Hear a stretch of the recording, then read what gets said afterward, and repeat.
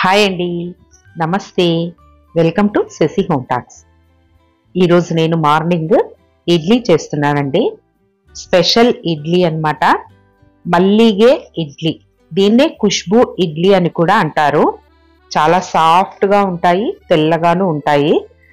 ముఖ్యంగా స్పెషల్ ఏంటి అంటే మనము బియ్యంతో చేసే ఇడ్లీ వెరైటీ అన్నమాట. ఏ బియ్యం వాడాలి, ఎలాంటి వాడితే బాగొస్తాయి, ఎలాంటి కొలతలు వేసుకోవాలి అనేసి నేను వీడియో చేసేప్పుడే, రెసిపీ చేసేప్పుడు చెప్తాను. ఆ తర్వాత మనకు ఒక చిన్న టిప్ అండి. ఏంటి అంటే ఇడ్లీ ప్లేట్స్ అవి కొంచెం లూజ్ అవుతూ ఉంటాయి కదా, అలాగే వదిలేయకండి. అలాగే వదిలేస్తే ఇంకాస్త పాడవుతాయి. అంటే వాటర్ చేరింది అనుకోండి, లూజ్ అయిన వాటిలో ఆ రంధ్రాల్లో తుప్పు పట్టిపోతాయి. మనకు కిచెన్లోనే ఒకటి స్క్రూ డ్రైవర్ సెట్ ఒకటి పెట్టుకున్నాము అంటే మనకు చాలా యూస్ఫుల్గా ఉంటుంది. అయితే కొన్నింటికి 4 గ్రూవ్స్ ఉన్నది ఉంటాయి, వాటికి సపరేట్గా ఉండాలి. తర్వాత సింగిల్ గ్రూవ్ ఉండేదానికి సపరేట్గా స్క్రూ డ్రైవర్ ఉండాలి. అలా సెట్ పెట్టుకుంటే మనకు చాలా యూజ్ అవుతుందని చెప్తున్నాను. ఇంకా ఇడ్లీ విషయానికి వస్తే ఇలాంటి ఇడ్లీ రైస్ తీసుకోవాలి. అంటే స్పెషల్ బాయిల్డ్ రైస్ ఏం కాదండి, కాస్త దొడ్డుగా ఉండే ఇడ్లీ బియ్యం అంటే ఇస్తారు. అది మామూలు మనం సోనా మసూరి తినే బియ్యం కంటే తక్కువ ధరలో దొరుకుతుంది. లేనిచో మనకు రేషన్ బియ్యం దొరికితే అవి కూడా తీసుకోవచ్చు. నేను ఈరోజు రేషన్ బియ్యమే వాడుతున్నానండి. మా సర్వెంట్ దగ్గర కొనుక్కుంటాను నేను. ఎక్కువగా నెలకి ఒక 3 కిలోస్ అలా తీసుకుంటాను. వాళ్ళకి తినంగా ఎక్స్ట్రా ఉంటే తీసుకుంటాను అనమాట, లేకపోతే బయట కొనుక్కుంటాను. ఇలా మనకు లావుగా ఉండే ఇడ్లీ రైస్ అంటే ఇస్తారు. వీటితో అయితేనే ఈ ఇడ్లీ వెరైటీ చాలా బాగా వస్తుంది. ఎందుకు అంటే ఈ బియ్యము కాస్త జిగురుగా ఉంటాయి. మనము రెగ్యులర్గా తినే సోనా బియ్యం, సన్న బియ్యం అయితే జిగురు ఉండదు. ఇవి తీసుకోవాలి. నేను కొలిచి 4 గ్లాసులు తీసుకున్నాను. ఆ తర్వాత 1 గ్లాసు అటుకులు, బాగా మొద్దుగా ఉండే ముతక అటుకులు తీసుకోవాలి. అన్నిటినీ కలిపి బాగా కడగాలి. ఈ కడగడంలో కూడా మనకు ప్రత్యేకత ఉంటుందండి. 4 సార్లు బాగా కడగాలి. బాగా తెల్లగా అవ్వాలి బియ్యం బాగా, అప్పుడే మనకు ఇడ్లీలు చాలా సూపర్గా వస్తాయి. చూడండి, ఇలా 3-4 సార్లు బియ్యం బాగా కడగాలి. అటుకులు కూడా వేసి కడగాలి. ఇలా రేషియోలో వేస్తేనే ఈ ఇడ్లీలు కూడా చాలా బాగా వస్తాయి. దీనికి ఎటువంటి ఇంకా ఎక్స్ట్రా కలపక్కర్లేదన్నమాట. బాగా కడిగిన తర్వాత మనము నీళ్లు వేయాలి. బాగా మునిగి పైకి నీళ్లు తేలేట్టుగా వేసుకోవాలి. కొంచెం కొత్తిమీర పడిందండి, తీసేసాను, మరేమీ కాదు. వంట చేస్తూ ఉంటాం కదా, కొత్తిమీర అలా పడిందనమాట, నీళ్ళల్లో ఉండింది. ఆ తర్వాత 3 గంటలు నానబెట్టాలి, మినిమం 3 గంటలు. ఆ పైన ఎక్కువ నానినా పర్వాలేదు. నేను ఇప్పుడు సపరేట్గా మినపగుళ్ళు తీసుకున్నాను. మినపప్పు అయినా పర్వాలేదు. 1 గ్లాస్తో తీసుకున్నాను. 1 టేబుల్ స్పూను మెంతులు వేయాలి. ఆ తర్వాత వాటిని కూడా బాగా కడగాలి. 2 సార్లు కడిగితే సరిపోతుంది. కడిగిన తర్వాత 2 గ్లాసుల నీళ్లు వేసి నానబెట్టండి. కరెక్ట్గా సరిపోతుంది. మనకు ఎక్స్ట్రా లేకుండా మినపగుళ్ళు బాగా సరిపోతాయి. ఇంకొక ముఖ్య విషయం ఏమంటే మినపగుళ్ళని 1 గంట మాత్రమే నానబెట్టాలి. ఆ పైన ఒక 15 మినిట్స్, హాఫ్ అన్ అవర్ అయినా పర్వాలేదు, కానీ ఖచ్చితంగా 1 గంట నానబెట్టాలి. అంటే బియ్యం నానబెట్టిన తర్వాత 2 గంటల తర్వాత ఈ మినపగుళ్ళు నానబెట్టుకోండి. అప్పుడే మనకు ఇడ్లీలు అనేవి చాలా సాఫ్ట్గా వస్తాయి. ఆ తర్వాత గ్రైండర్లో వేసిన తర్వాత కొంచెం కొంచెం ఆ నీళ్ళనే, నానబెట్టిన నీళ్ళనే వేసుకుంటూ మనం గ్రైండ్ చేయాలి. అవి ఎక్కువగా ఉండవు. చూడండి, ఇంకా నీళ్లు పడతాయా లేదా అనేసి మీరు వీడియో చూస్తూ ఉంటే చెప్తాను. ఈ మాత్రం గట్టిగా అయిందండి. కొంచెం కొంచెం నీళ్ళే వేస్తూ రండి. అప్పుడే మనకు బాగా ఫ్లఫీగా ఈ మినప్పిండి అనేది, మినుములు బాగా గ్రైండ్ అవుతాయన్నమాట. మనకు గాలి దూరి బాగా బౌన్సింగ్గా అవ్వాలి. నేను ఆ తర్వాత 1 గ్లాసు నీళ్లు వేశాను. చూడండి, మనకు పిండి తీసుకొని నీళ్ళల్లో వేస్తే అలా తేలాలి, బాల్ లాగా తేలాలి. అప్పుడే మనకు ఇడ్లీలు చాలా చాలా సాఫ్ట్గా వస్తాయి. మల్లిగే ఇడ్లీ అంటే చాలా మెత్తగా ఉండే ఇడ్లీలు, తెల్లగా ఉండే ఇడ్లీలు అని అర్థము. ఇప్పుడు బాగా మినపగుళ్ళు రుబ్బిన తర్వాత ఈ పిండిని మనము గిన్నెలోకి తీసుకొని ఉంచుకోవాలి. అలాగే పెట్టకూడదు. అప్పుడే మనకు ఇడ్లీలు చాలా బాగొస్తాయి. గమనించారు కదా.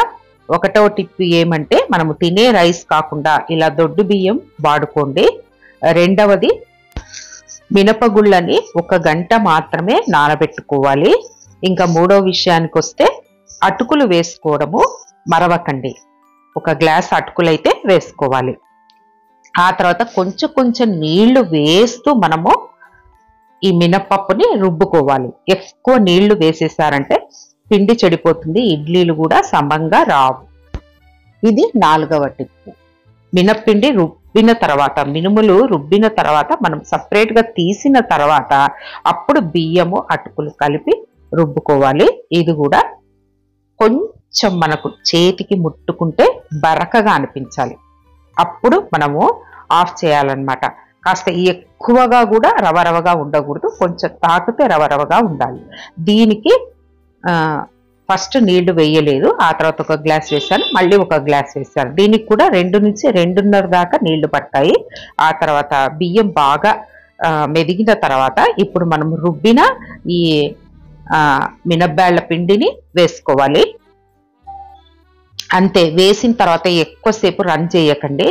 ఒక 10 to 15 సెకండ్స్ రన్ చేస్తే సరిపోతుంది. అందులోకి 1 స్మాల్ స్పూను ఉప్పు వేసి రన్ చేయాలి. ఇప్పుడు పిండి అంతా తీసి పెట్టుకోవాలి. ముఖ్యంగా మనము ఇలా స్టీల్ వెజల్లో కానీ లేకపోతే మనకు అనుకూలంగా ఉండే రాచిప్పల్లో కానీ మనము తీసి పెట్టేసుకుంటే బాగా పులుస్తుందండి. ప్లాస్టిక్ వాటికంటే కూడా మనము స్టీల్ వెజల్లో పెట్టేసి గిన్నెల్లో కానీ ఇలా క్యాన్స్లో కానీ మనము పెట్టేస్తే బాగా పులుస్తుంది. ఆ తర్వాత బాగా మనము తీసిన తర్వాత క్యాన్లోకి తీసిన తర్వాత బాగా మనము విప్ చేయాలి. బాగా ఇలా పైకి కిందికి కలపాలి. అప్పుడు బాగా కొంచెం నురగ వచ్చినట్టు, చిన్న బబుల్ వచ్చినట్టు మనకు కనిపిస్తుంది. అప్పుడు ఆపేసేయాలి. బాగా కలిపిన తర్వాత పులియబెట్టుకోవడము 5వ టిప్పు. ఇంకా బాగా ఓవర్ నైట్ నానబెట్టాలి, లేకపోతే 8 గంటలు నానబెట్టాలి. చాలా బాగా పులిసిందండి. ఇంకా ఎండలు కాస్త పెరుగుతూ ఉన్నాయి కదా, మార్నింగ్కే బాగా పులిసింది. లేకపోతే మార్నింగ్ అంతా ఇంత బాగా పులియదు. బాగా మనకు డబుల్ అయింది పిండి. మనకు పిండి ఫ్రెష్గా ఉండాలి అంటే ఉప్పును ఒకేసారి కలిపి ఉంచుకోండి, చాలా ఫ్రెష్గా ఉంటుంది.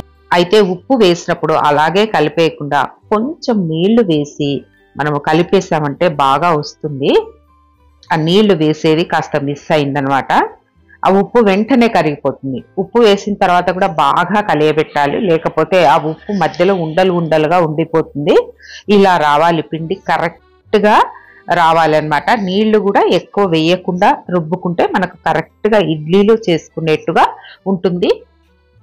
మనకు ఎంత కావాలనో అంత సపరేట్గా చేసి మిగిలినది ఇలా ప్లాస్టిక్ డబ్బాలో, టప్పర్వేర్ డబ్బాలో వేసి ఫ్రిడ్జ్లో పెట్టేసేయండి. నెక్స్ట్ రెసిపీస్కి చాలా బాగుంటుంది ఈ పిండి. అలాగే బయట పెట్టామంటే చాలా బాగా పులుస్తుంది. దోశలు కానీ పొంగనాలు ఇలాంటివి ఏవి బాగుండవు ఎక్కువగా పులిస్తే. నేను మిగతాది ఫ్రిడ్జ్లో పెట్టాను. ఈ పిండి మాత్రం ఇడ్లీలు వేసి చూపిస్తాను. ఆ తర్వాత ఇడ్లీలోకి ఈరోజు ఒక రెసిపీ అన్నమాట, చట్నీ. కొంచెము కొబ్బరి తీసుకున్నాను, అంటే ఒక సగం చిప్ప ఉంటుంది, చిన్న చిప్ప. దాన్ని కట్ చేసుకోవాలి. మంచి ఫ్రెష్గా ఉండే కొబ్బరి అయితే చాలా బాగుంటుందండి. అయితే ఇది ఫ్రెష్ది కాదు, ఎందుకంటే నేను డీప్ ఫ్రిడ్జ్లో పెట్టాను కాబట్టి ఆ ఫ్రెష్నెస్ పోయింది. డీప్ ఫ్రిడ్జ్లో నుంచి బయటికి తీసాను, కాస్త ఫ్రెష్గానే కనిపిస్తోంది అంతే. ఆ తర్వాత ఒక పచ్చిమిరపకాయ వేసాను, తగినట్టు వేసుకోవాలి. ఆ తర్వాత పుదీనా లీవ్స్ వేస్తున్నాను. నేనైతే పచ్చి పుదీనా కాదండి, మంచి సీజన్లో అయితే పుదీనాను బాగా తీసుకొచ్చి కడిగేసి కాస్త ఎండబెట్టేస్తే మనకు పుదీనా లీవ్స్ వస్తాయి. అవి నేను రెసిపీస్లోకి వాడుతూ ఉంటానన్నమాట. కాస్త వేసాను. ఆ తర్వాత బాగా చేతి నిండా కొత్తిమీర వేసాను, ఒకే 1 స్పూను పుట్నాలు వేసాను, ఇంకా ఉప్పు వేసుకోవాలి. ఆ తర్వాత ఒక చిన్న ఉల్లిపాయ సన్నగా తరిగేసి దాన్ని కూడా వేసుకోవాలి. అప్పుడు మనకు హోటల్ స్టైల్ చట్నీ ఎలా ఉంటుందో అలా టేస్ట్ వచ్చేస్తుంది. సూపర్గా ఉంటుంది అనమాట. చాలా ఈజీ చట్నీ. ఒకసారి ఇలా కూడా ట్రై చేసి చూడండి. అయితే బాగా మెదగాలి. కొంచెం నీళ్లు కూడా తక్కువయ్యాయి. నేను ఇంకాస్త నీళ్లు వేసేసి మరొక్కసారి మిక్సీకి వేసాను. రకరకాల చట్నీస్ చేస్తూ ఉంటారు కదా, ఇలా కూడా ఒక్కసారి చేసి చూడండి. నేను ఇందులోకి పులుపు కానీ స్వీట్ కానీ ఏది యాడ్ చేయలేదు. ఇడ్లీ కాస్త మనకు బాగా ఏమంటారు చప్పగా ఉంటాయి కదా ఇడ్లీలు, కాస్త కారకారంగా చట్నీ ఉంటేనే ఎప్పుడైనా సరే ఇడ్లీలోకి చాలా బాగుంటుందండి. అంటే చట్పటిగా ఉండాలి ఇడ్లీ చట్నీ ఎప్పుడైనా. ఇప్పుడు దాంట్లోకి ఒక చిన్న తిరగవాత పెడుతున్నాను. స్టవ్ వెలిగించేసి చిన్న బాండలు పెట్టేసి అందులోకి మినపగుళ్ళు వేశాను, కొంచెం ఆవాలు, ఒకే ఒక ఎండు మిరపకాయ, కొంచెం ఇంగువ, ఇవన్నీ వేసి చూడండి. చట్నీ టేస్ట్ డబల్ అవ్వడం ఖాయం, చాలా బాగుంటుంది. కొంచెం కరివేపాకు కూడా వేసాను, అవి కూడా ఎండబెట్టి పెట్టుకున్నానండి. కాస్త బయట పెట్టేస్తే ఎండిపోతాయి, కవర్లో వేసి ఫ్రిడ్జ్లో పెట్టేస్తాను అంతే. ఈ ఎండిపోయిన కరివేపాకు పచ్చి కరివేపాకు కంటే ఎక్కువగా వాసన వస్తుంది. పుదీనా కూడా అలా ట్రై చేసి చూడండి, మంచి స్మెల్ వస్తుంది ఎండిపోయిన పుదీనా.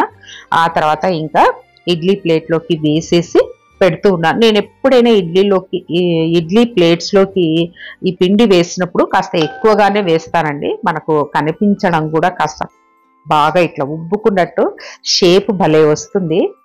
కొంచెం కొంచెం వేస్తే అలా పలుచగా ఇడ్లీ తినబుద్ధి కాదనమాట.